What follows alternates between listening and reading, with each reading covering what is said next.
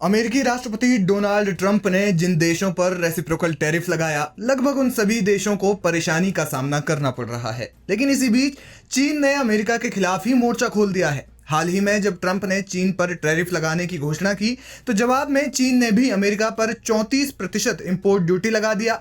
इसके बाद ट्रंप ने चीन को धमकी दी कि अगर उन्होंने आयात शुल्क नहीं घटाया तो वे उन पर 50% और टैरिफ लगाएंगे।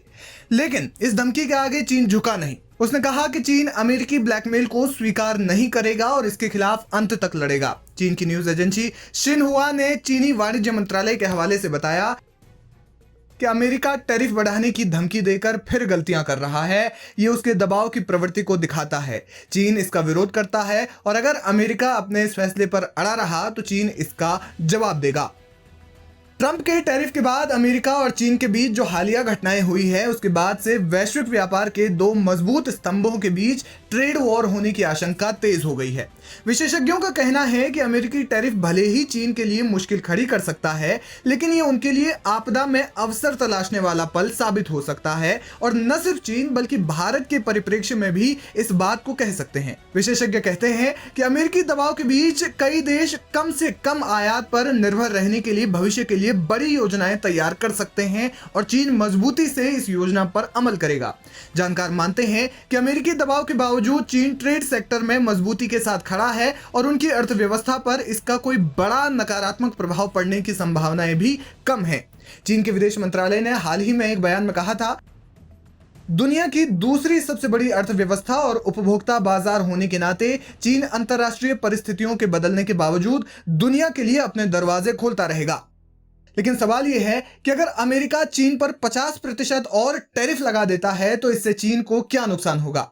अगर ट्रंप अपनी धमकी को अमल में लाते हैं तो चीन से अमेरिका पहुंचने वाले कुछ सामान दोगुने से भी ज्यादा महंगे हो जाएंगे। बीबीसी की रिपोर्ट के मुताबिक चीन में अमेरिका से आयात होने वाले कुछ सामान 104% तक महंगे हो जाएंगे। हालांकि चीन ने साफ कहा है कि वे इसके आगे कतई नहीं झुकेंगे। ऐसे में माना जा रहा है कि चीन अमेरिका के खिलाफ कोई जवाबी रणनीति ला सकता है। चीन की कम्युनिस्ट पार्टी के अखबार पीपुल्स डेली ने लिखा कि अमेरिकी दबाव का असर चीन पर जरूर होगा, लेकिन कोई आसमान नहीं गिर जाएगा। पीपल्स डेली ने आगे लिखा, 2017 में अमेरिका की तरफ से पहले ट्रेड वॉर की शुरुआत के बाद से चाहे अमेरिका ने जितना भी दबाव डाला हो, लेकिन हमने लगातार विकास किया है और आगे बढ़े हैं। हमने लचीलापन दिखाया है। जितना ज्यादा दबाव आता है हम उतने ही मजबूत बनते हैं। जानकार मानते हैं कि अमेरिका की दबाव डालने वाली इस नीति के बीच चीन अगर मजबूती से खड़ा होता है तो दुनिया के कई देशों का समर्थन उसे मिल सकता है, क्योंकि संभव है कि ट्रंप के टैरिफ का बड़े देशों यानी बड़ी अर्थव्यवस्था वाले मुल्कों पर कोई व्यापक प्रभाव ना पड़े, लेकिन छोटी अर्थव्यवस्था वाले देशों की हालत खराब हो सकती है। ऐसे में अगर चीन अमेरिका के खिलाफ कोई मजबूत रणनीति लेकर आया तो कई देश उसकी छत्रछाया में जा सकते हैं।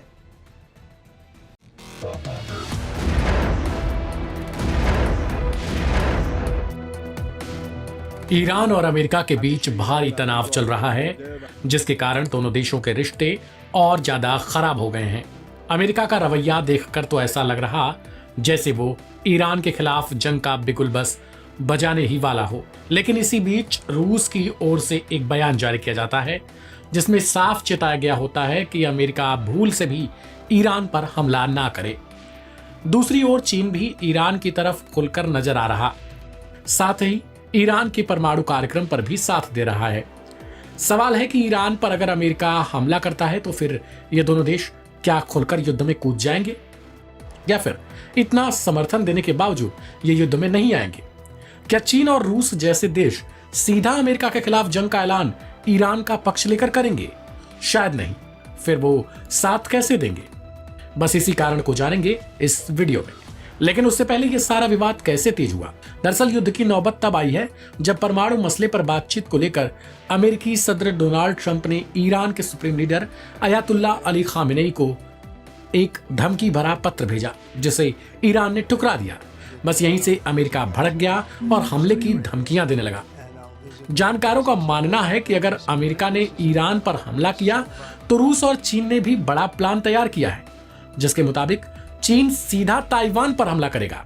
यानी ये कड़ी से कड़ी जोड़ने वाली श्रृंखला है। ताइवान अमेरिका की कमजोर कड़ी है। चीन ने जब जब ताइवान की ओर आंखें तरेरी, तब तब अमेरिका सामने खड़ा मिला। ताइवान अमेरिका के लिए एक अहम हिस्सा है। दूसरी ओर रूस का सीधा प्लान है यूक्रेन पर पूरी ताकत के साथ वार करना।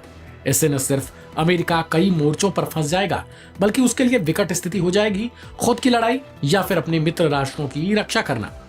इधर चीन और रूस ईरान को पुरजोर समर्थन भी दे रहे हैं। दरअसल बीजिंग में रूस, चीन और ईरान के बीच एक अहम बैठक हुई थी और इस बैठक ने ही वॉशिंगटन से लेकर तेल अवीव तक की टेंशन बढ़ा दी। बता दें, हाल ही में रूस, चीन और ईरान ने चाबहार के पास मिलिट्री डील की थी, जिसे ट्रंप के लिए एक बड़ी चुनौती माना गया था। लेकिन अब इन तीन देशों ने एक बार फिर ट्रंप को बड़ा झटका दे दिया। जानकारी के मुताबिक शी जिनपिंग और पुतिन ने ईरान के परमाणु कार्यक्रम को समर्थन देने का ऐलान किया है। माना जा रहा है कि रूस और चीन के समर्थन से ईरान जल्द ही परमाणु शक्ति संपन्न देश बन सकता है। ईरान का परमाणु शक्ति बनना अमेरिका और इसराइल के लिए खतरे की घंटी होगी। लेकिन सवाल है कि इससे चीन और रूस को क्या फायदा होगा। तो बता दें, अमेरिका के दुनिया भर में करीब 80 एयरबेस हैं और वह अपने दुश्मन देशों में अशांति फैलाने के लिए विद्रोहियों को हर तरीके की मदद देने के आरोप भी उन पर लगते हैं। चीन के पास ताइवान को मदद, उत्तर कोरिया के सामने दक्षिण कोरिया को और रूस को घेरने के लिए यूक्रेन को। यह कहना बड़ी गलती नहीं होगी कि अमेरिका ने पर्दे के पीछे से इन सभी देशों का जीना हराम कर रखा है। अब चीन और रूस ने ऐसा ऐलान किया जो ट्रंप की टेंशन बढ़ा सकता है। इस टेंशन की वजह से अरब में एक्टिव होने वाला नया न्यूक्लियर ट्रायंगल, जो मिडिल ईस्ट में अमेरिकी प्रभुत्व को चुनौती देगा, तो वहीं इसराइल की दादागिरी पर फुल स्टॉप लगाने का दम रखेगा। बीजिंग में हुई इस मीटिंग में ईरान के परमाणु मुद्दे पर बात हुई। ईरान ने कहा कि उसका परमाणु कार्यक्रम सिर्फ समृद्धि के लिए है। ईरान पर अमेरिका के प्रतिबंध उसके अधिकारों का उल्लंघन है और मीटिंग में तय हुआ कि शांति के लिए दबाव की नीति नहीं चलेगी। अमेरिका को ईरान के प्रतिबंध हटाने की जरूरत है। लेकिन रूस और चीन का यह प्लान अपने आप में बेहतर भी जानकार मानते हैं।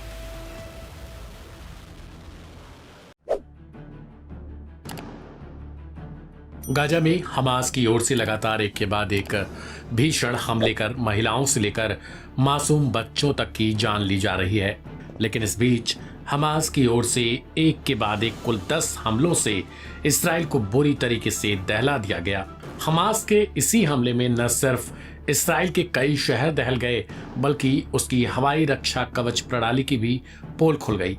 जी हाँ, जिस एयर डिफेंस सिस्टम को लेकर इसराइल पूरी दुनिया में मशहूर है और अपने एयर डिफेंस सिस्टम की वो हमेशा दाद देता रहता है, उसी एयर डिफेंस सिस्टम की हवाई हमले में ही पोल खुल गई है।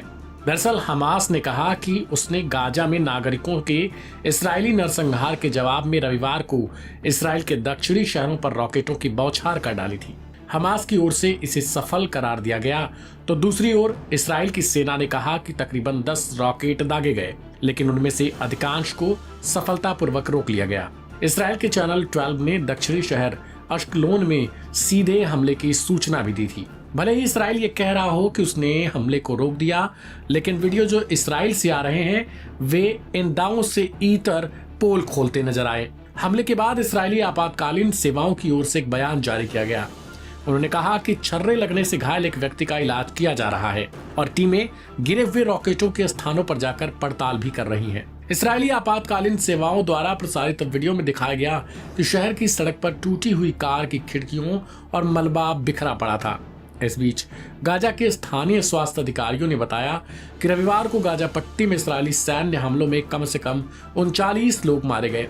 रॉकेट फायरिंग के तुरंत बाद इसराइली सेना ने एक्स पर एक पोस्ट किया था, जिसमें मध्य गाजा पट्टी के डीर अल बलाह शहर के कई जिलों के निवासियों को पहले रॉकेट फायरिंग का हवाला देते हुए अपने क्षेत्रों को छोड़ने के लिए चेतावनी जारी की थी। गौरतलब है कि इसराइल और हमास के बीच युद्ध विराम का पहला चरण 15 महीने के युद्ध के बाद 19 जनवरी को लागू हुआ, जिसमें लड़ाई बंद करना, हमास द्वारा बंधक बनाए गए कुछ इसराइली बंधकों को रिहा करना और कुछ फिलिस्तीनी कैदियों की रिहाई का मामला आया था।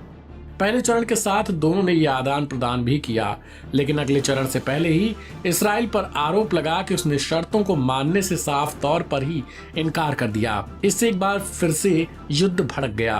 फिलहाल गाजा से इस्राएली सेना का साफ संदेश है कि वे वहां से छोड़कर कहीं और चले जाएं या फिर जितनी जल्दी हो गाजावासी अपना शहर छोड़कर विस्थापित हो जाए। फिलिस्तीनी अधिकारियों का कहना है कि गाजा में इस्राएली हमले में 50,000 से ज्यादा फिलिस्तीनी मारे गए हैं। इस्राएली आंकड़ों के मुताबिक 7 अक्टूबर 2023 को दक्षिणी इस्राएल में हजारों हमासियों द्वारा इस्राएल में चल रहे एक त्योहार से लोगों का अपहरण किया गया और वहां पर रॉकेट और मिसाइलें दागी गई थी, जिसके बाद आईडीएफ ने अपना आक्रमण शुरू किया, जिसमें 1200 लोग मारे गए और 251 लोगों को बंधक बनाकर अपहरण कर लिया गया था।